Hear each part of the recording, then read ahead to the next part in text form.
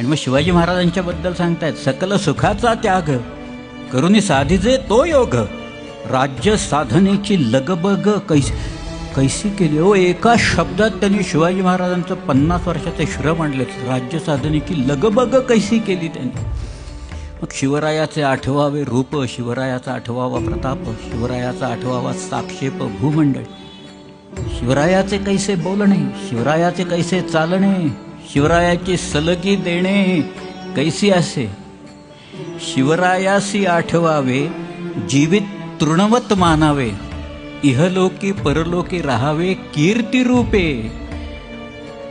पुढचे भयानक शब्द आहेत, बंदुकीच्या गोळीसारखे येणार आहेत.